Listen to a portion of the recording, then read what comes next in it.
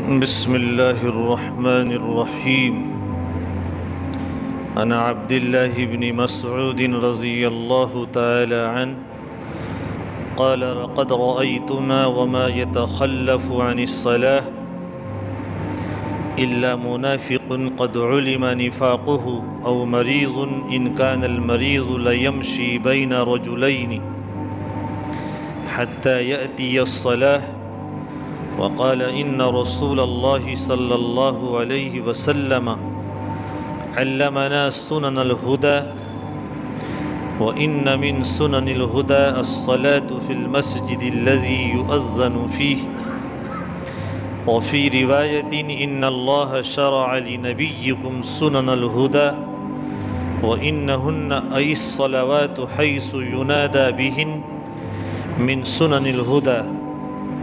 ولو أنكم صليتم في بيوتكم كما يصلي هذا المتخلف في بيته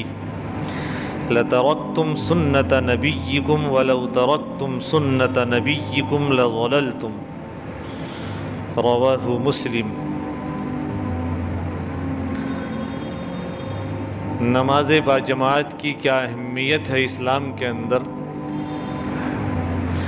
اللہ کے نبی علیہ السلام نے نماز باجماعت کی کیا اہمیت بتلائی ہے۔ ایک آدمی تنہا نماز پڑھے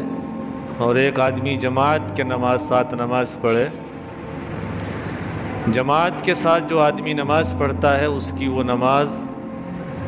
ادائے کامل کہلاتی ہے، مکمل ادا ہونے والی نماز۔ اور جو آدمی تنہا نماز پڑھے، جماعت چھوڑ دیتا ہے، اس کی وہ نماز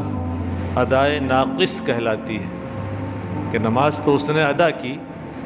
مگر اس میں بہت کمی ہے، وہ اجر و ثواب اس کو نہیں ملے گا جو اجر و ثواب نماز کو جماعت کے ساتھ پڑھنے پر ملتا ہے۔ عبداللہ ابن مسعود رضی اللہ تعالی عنہ سے روایت ہے، انہوں نے فرمایا کہ ہم نے اپنے آپ کو اس حال میں دیکھا ہے کہ نماز باجماعت میں شریک نہ ہونے والا یا تو بس کوئی منافق ہوتا تھا جس کی منافقت ڈھکی چھپی نہیں ہوتی تھی بلکہ عام طور سے لوگوں کو اس کی منافقت کا علم ہوتا تھا، یا کوئی بیچارہ مریض ہوتا تھا جو بیماری کی مجبوری سے مسجد تک نہیں آ سکتا تھا، اور بعض مریض بھی دو آدمیوں کے سہارے چل کر آتے اور جماعت میں شریک ہوتے تھے۔ اس کے بعد حضرت عبداللہ ابن مسعود رضی اللہ تعالی عنہ نے فرمایا کہ اللہ کے نبی علیہ السلام نے ہم کو سنن ہدیٰ کی تعلیم دی ہے۔ سنن ہدیٰ کا مطلب کیا ہے؟ یعنی دین و شریعت کی ایسی باتیں بتلائی ہیں جن سے ہماری ہدایت اور سعادت وابستہ ہے،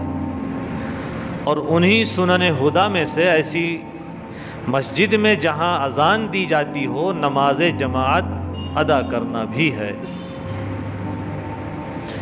اور ایک دوسری روایت میں حضرت عبداللہ ابن مسعود رضی اللہ تعالی عنہ کا یہ ارشاد اس طرح نقل ہے: اے مسلمانوں، اللہ نے تمہارے نبی کے لیے سنن ہدیٰ مقرر فرمائی ہے، یعنی ایسے اعمال کا حکم دیا ہے جو اللہ تعالیٰ کے مقام قرب تک پہنچانے والے ہیں، اور یہ پانچوں نماز جماعت سے مسجد میں ادا کرنا انہی سنن ہدیٰ میں سے ہے۔ اگر تم اپنے گھروں ہی میں نماز پڑھنے لگو گے، جیسا کہ یہ ایک آدمی جماعت سے الگ اپنے گھر میں نماز پڑھتا ہے، یہ اس زمانے میں کسی ایک خاص آدمی کی طرف اشارہ تھا، کوئی اس طرح ایک آدمی ہوتا تھا جو تنہا نماز پڑھتا تھا، تو اس کی طرف اشارہ کیا کہ اگر تم بھی گھر میں نماز پڑھنے لگو جیسے یہ آدمی نماز پڑھتا ہے تو تم اپنے پیغمبر کا طریقہ چھوڑ دو گے، اور جب تم اپنے پیغمبر کا طریقہ چھوڑ دو گے تو یقین جانو کہ تم راہ ہدایت سے ہٹ جاؤ گے اور گمراہی کے غار میں جا گرو گے۔ اللہ کے نبی علیہ السلام کے جو یہ صحابی ہیں حضرت عبداللہ ابن مسعود، انہوں نے اپنے اس ارشاد میں یوں فرمایا ہے کہ پانچوں وقت کی نماز جماعت سے مسجد میں ادا کرنا یہ اللہ کے نبی علیہ السلام کی تعلیم ہے، آپ نے اس کا حکم دیا ہے، اور سنن ہدا میں سے ہے، یعنی آپ کی ان اہم دینی تعلیمات میں سے ہے جن سے امت کی ہدایت وابستہ ہے۔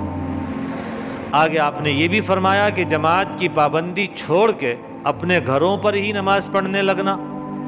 اللہ کے نبی علیہ السلام کے طریقے کو چھوڑ کر گمراہی اختیار کر لینا ہے۔ اسی کے ساتھ ساتھ آپ نے یہ بھی فرمایا کہ اس امت کے اس اولین دور میں جو مثالی اور معیاری دور تھا، منافقوں اور مجبور مریضوں کے علاوہ ہر مسلمان جماعت سے ہی نماز ادا کرتا تھا، اور اللہ کے بعض بندے تو بیماری کی حالت میں بھی دوسروں کے سہارے آ کر جماعت میں ہی شرکت کرتے تھے۔ اس لیے مسلمانوں کو چاہیے کہ